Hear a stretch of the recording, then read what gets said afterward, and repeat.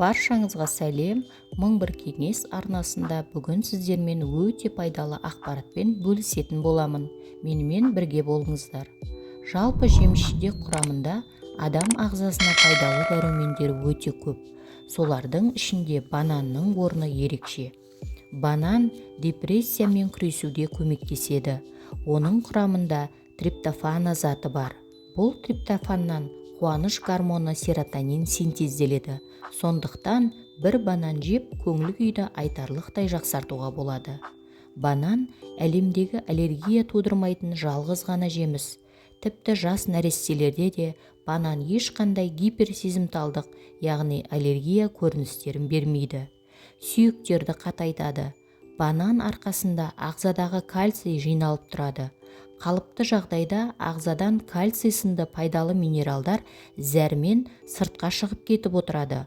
Ал банан әсерінен керісінше кальций жиналып сүйектерді қатайтуға қатысады. Ішек микрофлорасын жақсартады. Банан құрамындағы ферменттер арқасында ағзаға тағаммен түскен пайдалы заттар әдеттегіден қарағанда жылдамырақ сіңіріледі. Іш қатуы бар адамдар үшін банан өте пайдалы жеміс. Әрдайым банан жеу іш қатудан мықты қорғаныш. Банан асқазан қыжылына құтылуға да бірден бір себеп. Асқазан жарасы. Банан жегеннен кейін ол асқазан шырышты қабатында қорғаныш қабатын түзейді. Соның әсерінен ондағы қышқылды агрессивті заттар асқазан шырышына зиянын тигізе алмайды. Бұл әсіресе асқазан жарасымен ауыратын адамдар үшін өте пайдалы. Себебі асқазан әртүрлі бөлімінде орналасқан жараларды жауып, қышқылдан қорғаған сайын оның жазылуы да жылдамырақ жүреді. Диарея кезінде көмек. Диареядан зардап шеккендерге банан жеу ұсынылады. Бұл жақсы қалпына келтіргіш жеміс.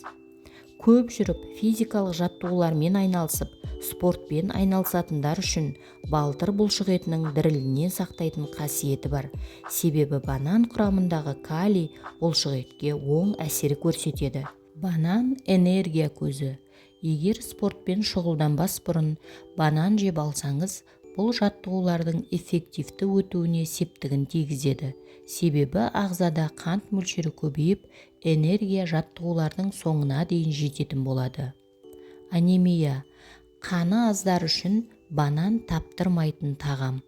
Оның жұмсақ затындағы темір мөлшері айтарлықтай көп болуы анемиясы бар адамдардың тағам рационына қосуға бірден бір себеп болып табылады.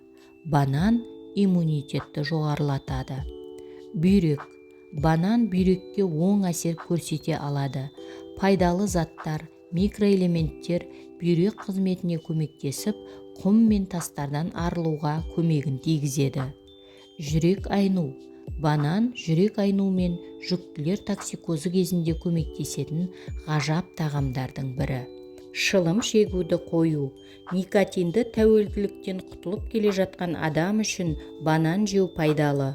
Көп мөлшердегі дәрумендер, калий, магний ағзадағы қалып қойған никотинді шығарып, темекісіз өмірге жылдам үйренуге алып келеді. Ақыл-ой қызметін жақсарту. Жоғары мөлшердегі калий адамды жаңа ақпарат алып, танып білу жағына қолайлы жағдай жасайды. Бұл әсіресе сабақ оқу немесе емтиханға дайындалу кезінде таптырмайтын құрал. Пайдалы ақпаратым ұнаса, каналыма жазылып, лайк басып, пікір қалдыруды ұмытпаңыз.